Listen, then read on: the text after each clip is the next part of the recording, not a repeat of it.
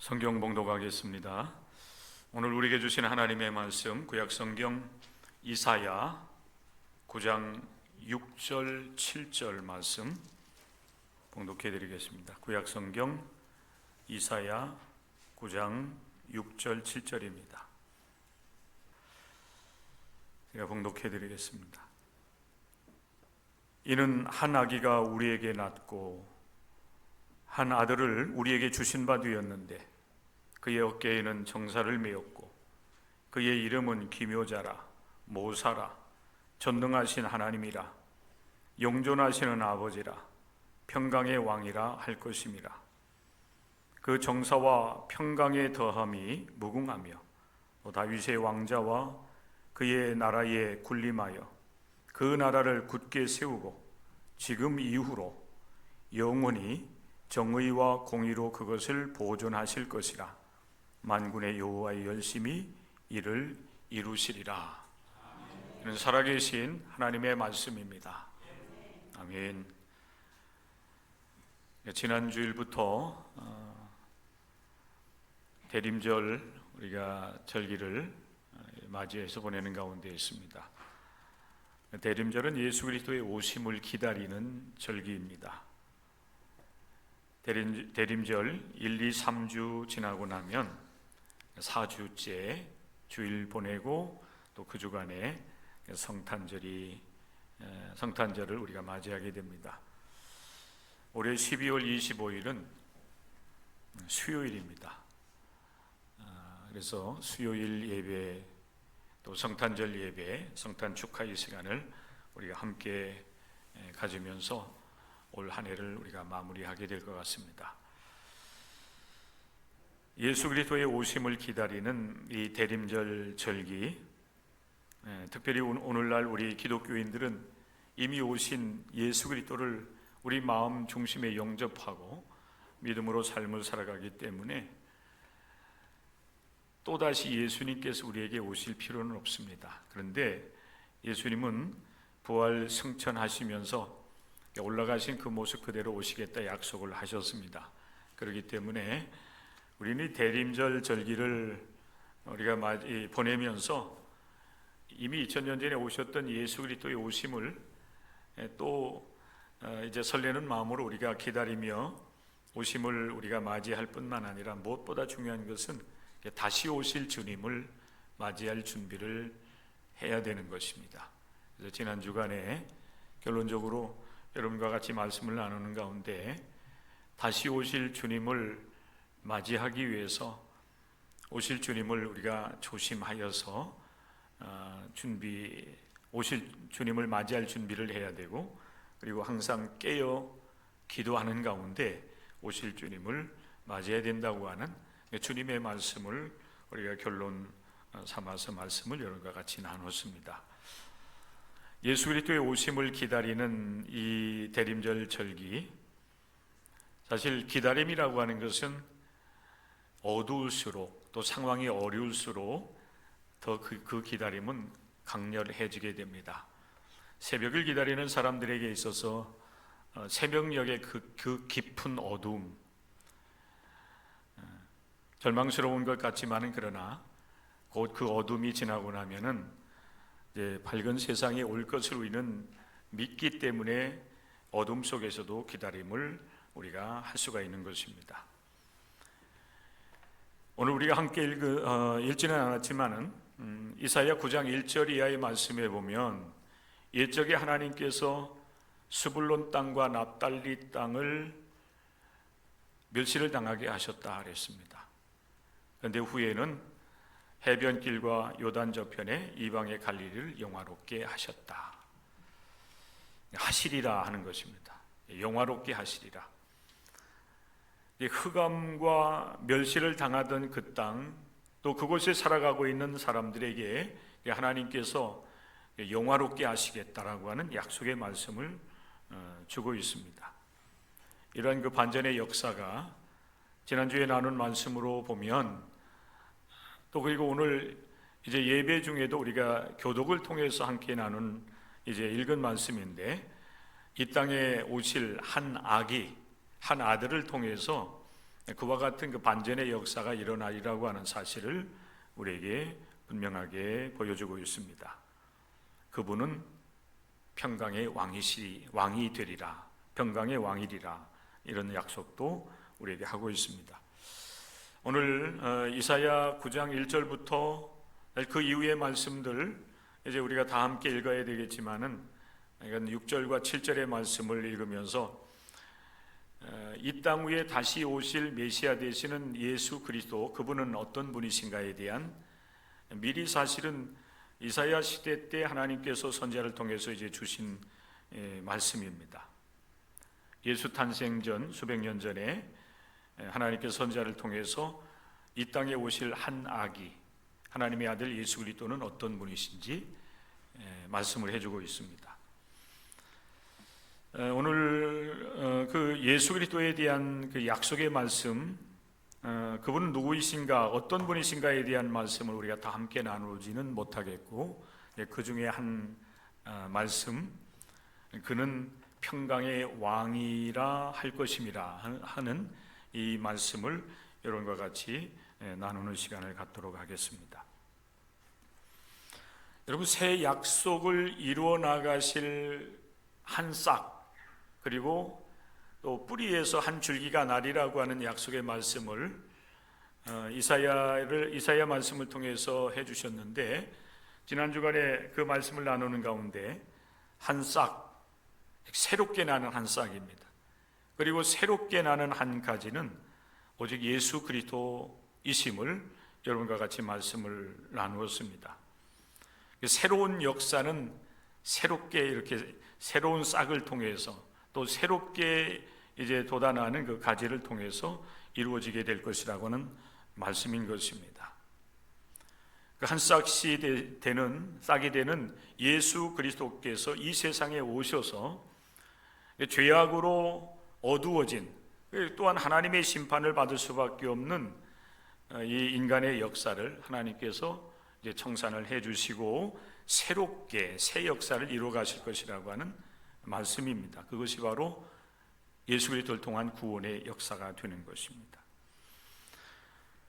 오늘 우리가 함께 읽지는 않았지만은 이사야 9장 1절 이하의 말씀에 보면은 하나님께서 이 흑암으로 어두워진 그 세상, 멸시를 당하던 그곳에 하나님의 영화를, 하나님께서 영광을 이제 누리게 하시겠다고 한 약속을 하시는 가운데 이 세상에 오시는 한 아기를 통해서 이 어두워진 세상에 큰 빛을 비춰주시라고 하는 말씀도 해주십니다.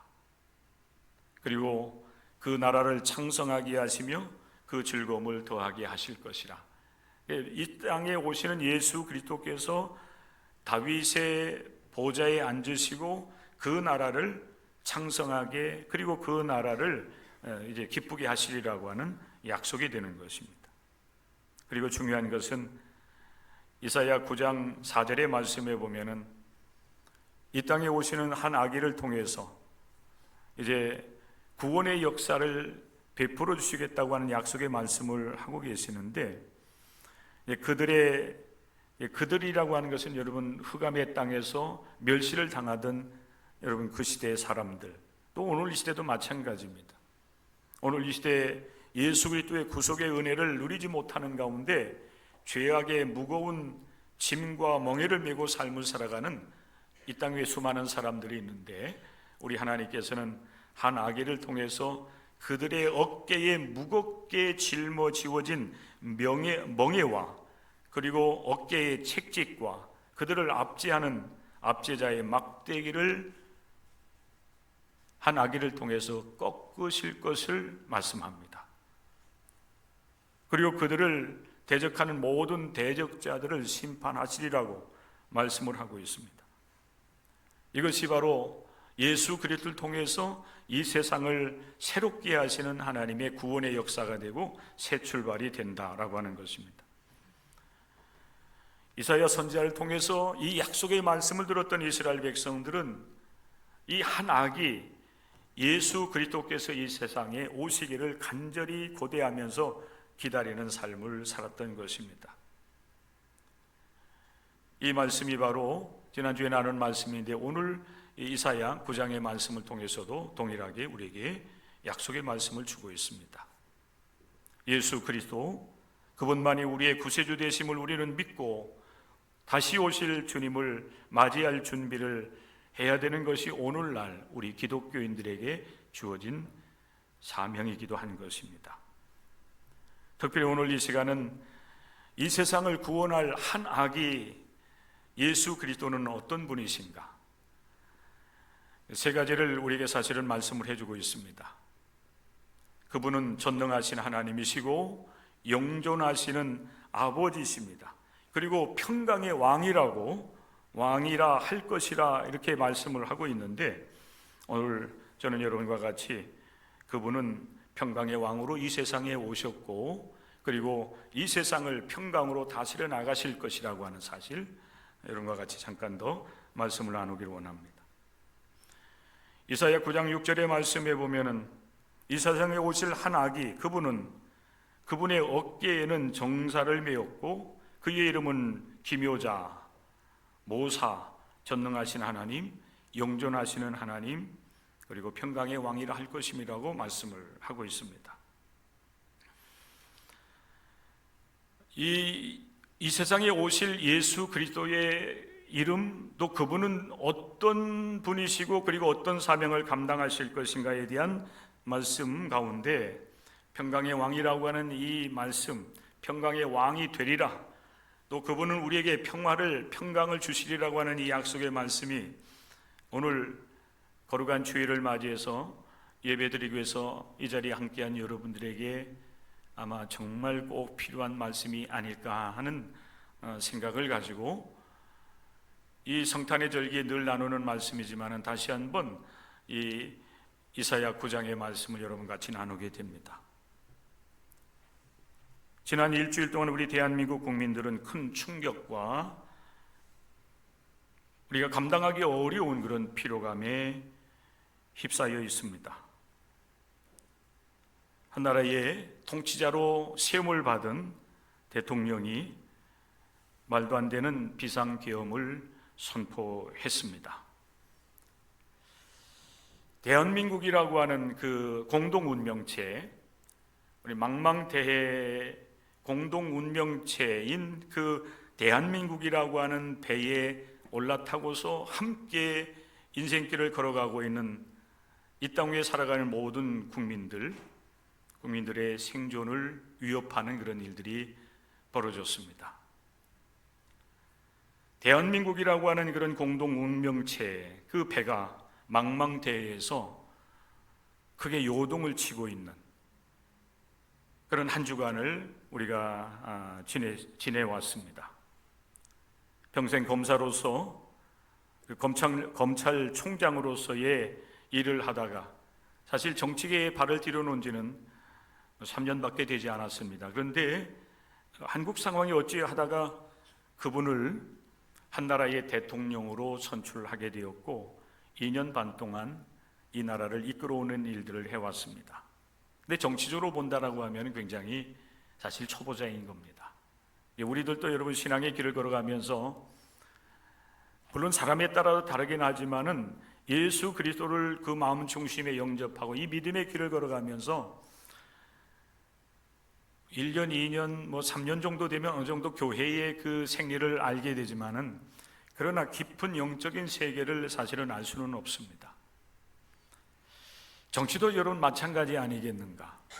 한 나라를 이끌어가는 그 대통령으로서의 역할을 감당하려고 하면은 사실 밑바닥부터 이렇게 교육도 받고 훈련도 받고 이게 성장하면서 한 나라의 지도자가 되어야 되는데 평생 이제 수사를 하고 벌을 내리는, 형벌하는 그런 일을 해왔던 사람이 한 나라의 대통령으로서 역할을 감당하다 보니까 사실 문제가 좀 생긴 것 같습니다.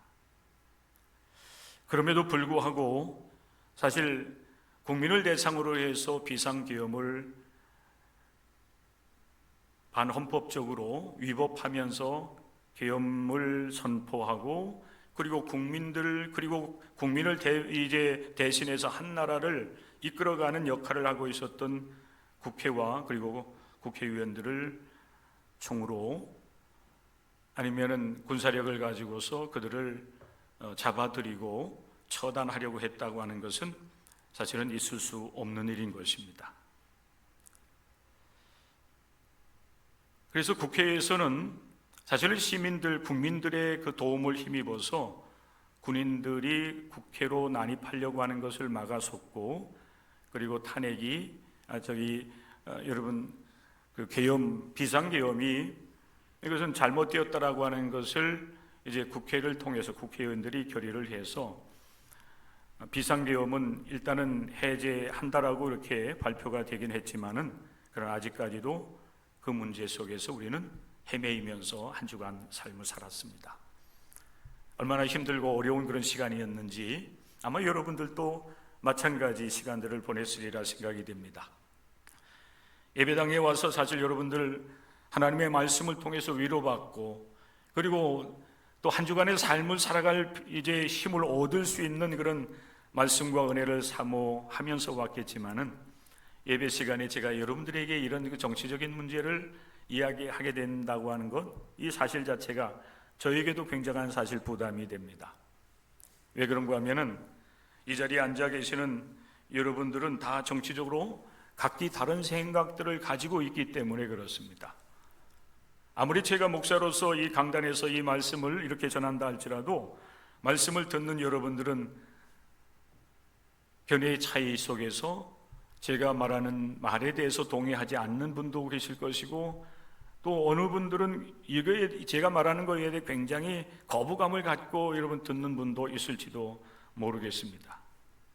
그럼에도 불구하고 부담감을 안고서 여러분들과 함께 이러한 말씀을 나누게 되는 것은, 여러분 우리가 올바르게 이 상황을 지켜보고 또 기도할 뿐만 아니라 올바르게 우리가 행동을 하는 가운데 하나님의 뜻을 이루어 드려야 되는 기독교인들이기 때문에 그렇습니다.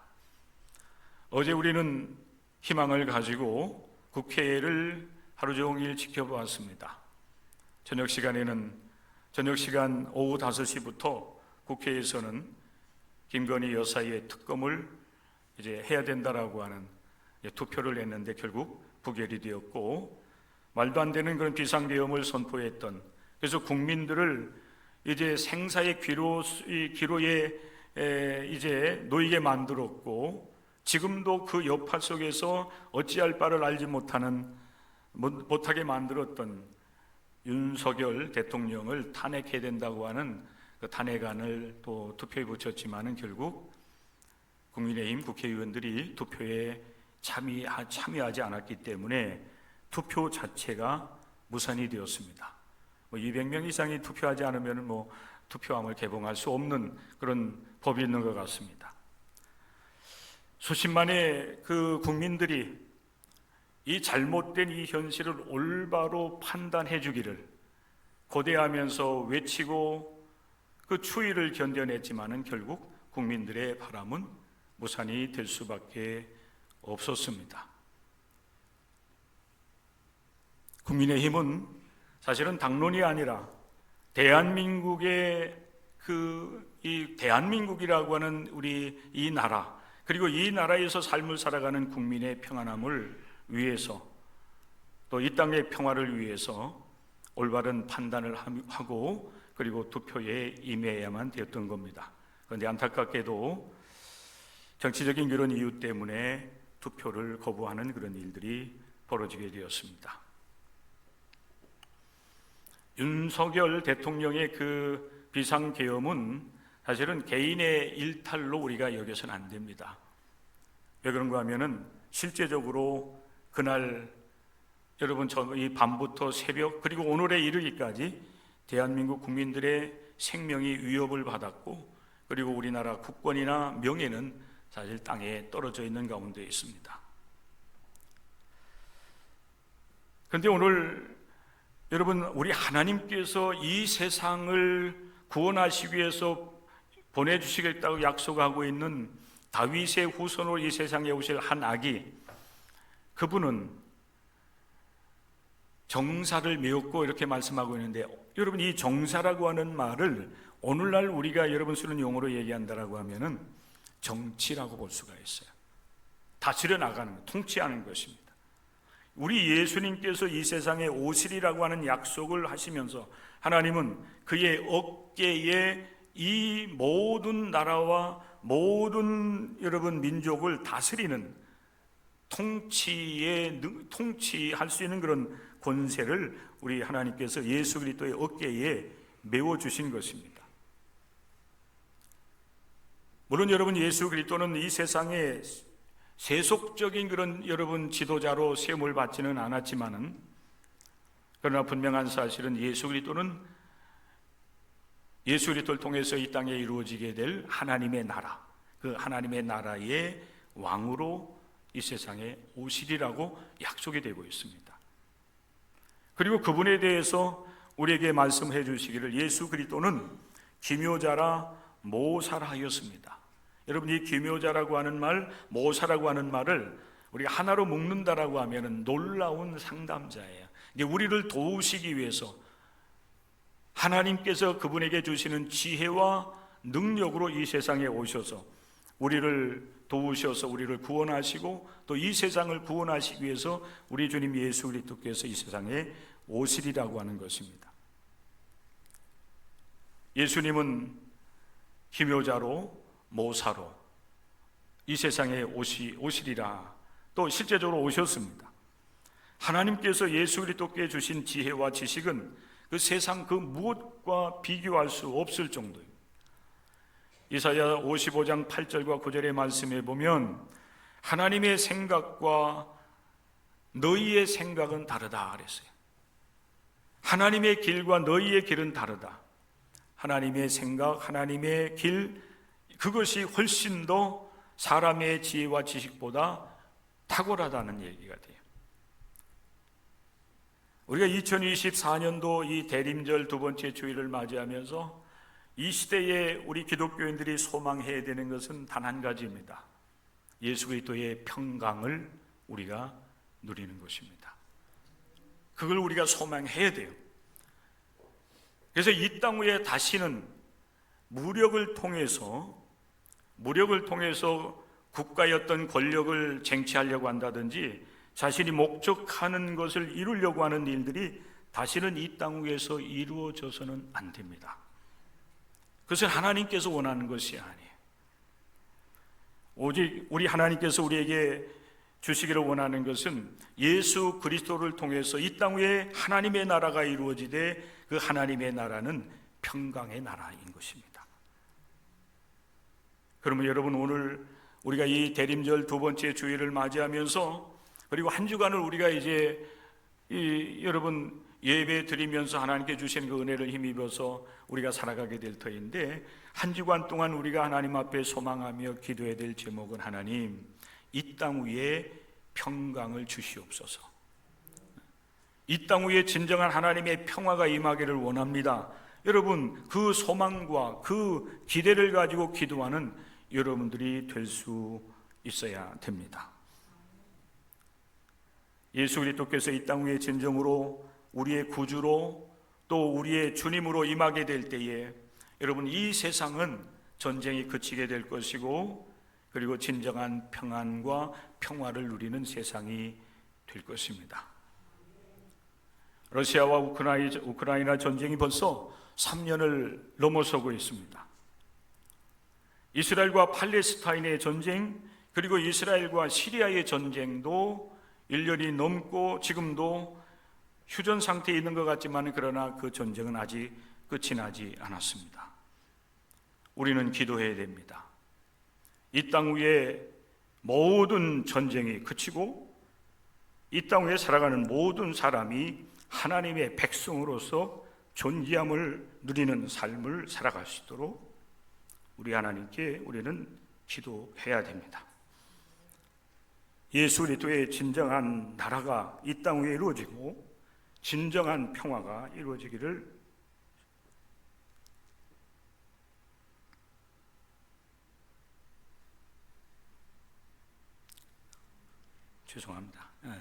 진정한 평화가 이루어지기를 우리는 하나님 앞에 소망하며 기도해야 됩니다. 이러한 여러분 진정한 평화, 평강은 오직 예수 그리스도께서 우리 마음 중심에 임하실 때 가능해요. 대한민국의 평화도 그러할 것입니다. 예수 그리스도께서 이 땅 위에 참된 주님으로 오시고 또 예수 그리스도께서 하나님의 자녀임을 믿고 인정하는 하나님의 사람들을 통해서 이 땅 위에 진정한 평화와 자유가 임하게 될 것입니다. 오늘 이사야 9장 7절의 말씀에 보면 이렇게 우리에게 말씀을 하고 있어요. 그 정사와 평강의 더함이 무궁하며 그랬어요. 예수 그리스도를 통해서 우리에게 주어지는 참된 자유와 평화는 무궁무진하다는 것입니다. 그런데 여러분, 이 평강이 여러분 어떻게 우리에게 주어지게 되었습니까? 성경은 우리에게 분명하게 증언합니다. 예수 그리스도께서 자신을 내어주시는 희생적인 사랑을 통해서 이 땅 위에 진정한 평화가 임하게 되었다고 하는 사실을 말씀을 하고 계세요. 성도 여러분, 우리는 예수 그리스도의 길을 따라야 됩니다. 이 땅 위의 평화를 위해서 예수님처럼 때로는 우리 자신이 좀 손해가 된다 할지라도, 우리 자신에게 아픔이 우리에게 찾아온다 할지라도 예수께서 걸으셨던 그 희생적 사랑의 길, 평화의 길을 우리는 추구하고 따르는 하나님의 사람들이 될 수 있어야 됩니다. 우리는 그 길을 걷는 사람들입니다. 또한 그 길을 걷기 위해서 하나님 앞에 부름을 받고 응답한 사람들입니다. 바로 여러분들이 평화의 길을 걷고 또 평강을 추구해 나가는 하나님의 사람들로 세워질 수 있기를 주님의 이름으로 간절히 부탁을 드립니다. 자, 그러면 여러분, 어떻게 하면 우리가 평강의 왕이신 예수님과 함께 이 땅 위에 하나님의 나라를 이루어 나가고 평화의 세상을 우리가 여러분 만들어 나갈 수 있겠는가 하는 거예요. 오늘 우리는 예수님은 평강의 왕으로 오시리라고 하는 이 말씀 앞에 우리는 세워져 서 있습니다. 그리고 우리는 평강이 되시는 예수님을 나의 주님으로 구세주로 영접하고 평화를 누리면서 우리 하나님께서 기뻐하시는 믿음의 길을 걸어가고자 결단하며 이 여러분 믿음의 길에 우리가 서 있습니다. 어떻게 하면은 이제 내게 임한 이 평화 또 내게 임한 이 평강을 나뿐만 아니라 내 주변엔 모든 이웃들, 그리고 이 나라 이 모든 국민들, 그리고 이 세상에 존재하는 모든 나라와 민족이 함께 누리는 삶을 살아갈 수 있을 것인가? 이건 여러분 오늘날 우리 기독교인들이 하나님 앞에 고민하면서 찾아야 될 부분입니다.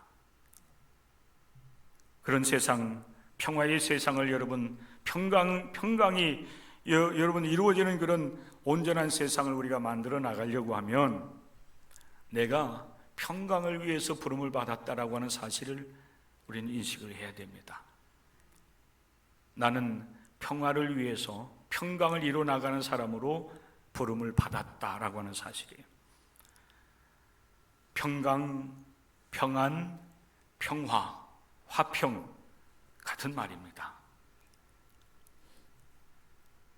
이 평강을 내가 누리고 그리고 우리 이웃과 그리고 우리 대한민국과 또 이 세상 진정한 평화를 누리는 평강을 이루어 나가는 그 세상이 되기를 소망한다면 우리가 먼저 평화의 주님이 되시는 예수 그리스도 안에 늘 거하는 삶을 살아가야 됩니다. 하나님과 여러분들이 먼저 평화를 누릴 수 있는 사람들이 돼야 돼요. 이 사실을 에베소서 2장의 말씀을 통해서 사도 바울은 너무나도 분명하게 우리에게 말씀을 해주고 있습니다. 예수 그리스도는 우리의 화평이신지라 그랬어요. 예수 그리스도는 우리의 평강이시다 하는 겁니다. 우리에게 이 평강을 우리 주님께서 주시기 위해서 예수님은 십자가에서 자기 자신을 내어놓으십니다. 자신의 몸을 내어놓으셔요. 자신의 속에 있는 모든 피와 물을 아낌없이 다 내어놓으십니다. 십자가에서 고난과 죽임을 당함으로 말미암아 하나님과 우리 사이에 막혀있던 모든 죄의 담을 허시고 하나님과 우리를 화목하게 만들어 주셨습니다. 우리는 여러분 이 믿음 안에서 삶을 살아갑니다. 우리가 예수 그리스도 안에서 구원받았고 하나님 앞에 의로운 백성이라고 하는 사실을 우리는 믿고 고백하게 되는데, 이 은혜가 여러분 어떻게 주어진 것입니까? 예수 그리스도의 십자가의 고난과 죽임당함을 통해서 이루어진 것입니다.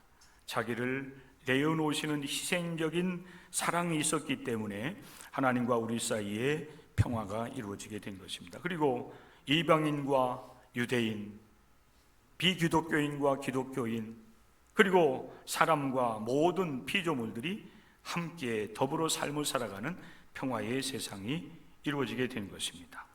그런데 여러분, 안타깝게도 오늘날 우리 기독교인들이 이 평강을 이뤄나가는 사명을 받은 자라고 하는 사실을 잊어버리고 우리들도 세상 가운데서 이 평강을 잃어버린, 평화를 잃어버린 그런 삶을 우리가 살아가고 있는 거예요. 서로 갈등하고 분쟁하고 하는 그런 일들이 우리 안에서 이루어지고 있는 겁니다. 우리 하나님 앞에서 우리 자신을 돌아보면서 다시 한번 예수 그리스도 안에 여러분 거하시기를 힘쓰시고 먼저 하나님과 평화를 누리시는 가운데 여러분의 이웃들과도 평강을 이뤄나가기 위해서 여러분 주어진 삶을 또 사명감을 가지고 살아가는 여러분들이 될 수 있기를 주님의 이름으로 간절히 축원합니다. 예수 그리스도 안에서 서로 용서하고 용납하여 손을 잡는 여러분들이 될 수 있기를 부탁을 드립니다. 서로 화해하며 살아가는 것입니다. 그러할 때의 진정한 평강이 하나님의 나라가 우리 안에 그리고 여러분 가운데 또 이 땅 위에 임하게 되는 역사가 이루어지게 될 것입니다. 그리고 여러분, 중요한 것은 이 하나님의 나라는 우리 먼저 믿는 기독교인들이 정의와 공의를 실현해 나갈 때에 하나님의 나라가 굳게 세워지고 그리고 하나님의 나라가 여러분 영원히 지속이 될 것입니다. 오늘 이사야 9장 7절의 말씀에 보면 한 아기를 통해서 이루어질 하나님의 나라를 이렇게 우리에게 소개를 하고 있습니다. 또 다윗의 왕자와 그의 나라에 군림하여 그 나라를 굳게 세우고 지금 이후로 영원히 정의와 공의로 그것을 보존하실 것이라. 만군의 여호와 열심히 이를 이루시리라 말씀하고 있습니다. 여러분, 하나님의 나라는 정의와 공의를 실현하는 것입니다. 우리 하나님께서 우리를 택하여 부르신 이유와 목적도 사실 여기에 있어요. 우리를 구속하셔서 하나님의 거룩한 백성 삼으시고 우리를 통해서 이 땅 위에 정의와 공의를 실현하기를 하나님은 기대하시는 겁니다. 이사야 5장의 말씀에 보면 하나님께서 여호와의 포도원을 조성하시고 그 포도원에 극상품 포도나무를 심어 놓으셨다라고 하는 말씀을 하고 계세요. 이 포도원의 포도나무는 이스라엘 족속이었습니다. 오늘 시대도 똑같아요.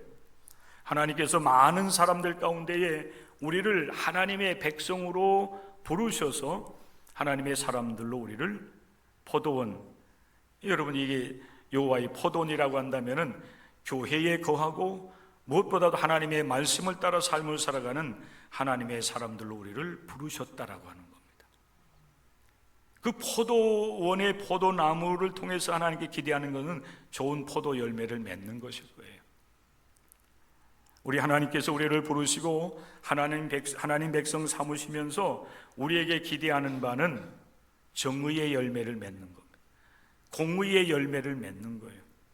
여러분, 이 공의와 정의가 무엇입니까? 아주 간단하게 여러분 우리가 쉽게 얘기하면은 정의는 올바른 거예요. 하나님 앞에서 올바른 겁니다. 이 분별력이 여러분 우리에게 있어야 되는 거예요. 그래야만 여러분 이 믿음의 길을 걸어가면서 하나님께서 기뻐하시는 정의로운 삶을 우리가 실현해 나갈 수가 있는 겁니다. 공의는 공평한 거 아니겠습니까?